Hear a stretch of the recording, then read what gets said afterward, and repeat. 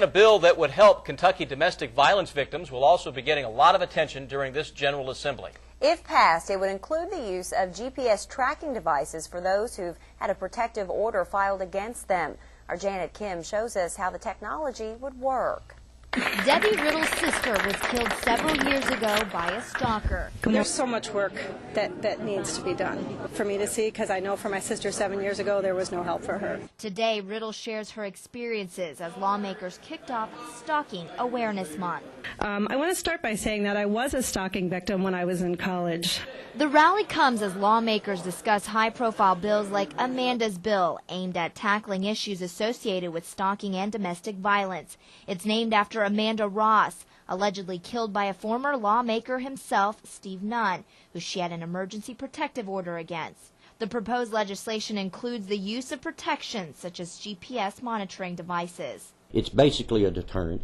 It lets the offender know that, we are tracking them, that we are keeping up with everything that they are doing. As you can see, it's showing as the tracking goes in, as it continues to go on in. If you'll notice, it went inside the red circle, which I set up as an exclusion zone to where this person could not be at. We've currently put an exclusion zone around the WKYT building here, and my photographer, Devin Jackson, has an active GPS monitoring device, and because he's inside the building, he is in violation, which means this will go off.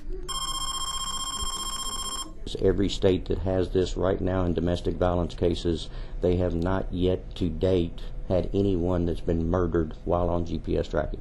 It's a piece of technology Riddle says she supports and may have saved her sister's life. Any type of monitoring device that was keeping track of Patrick's actions would have greatly prevented this murder from ever happening.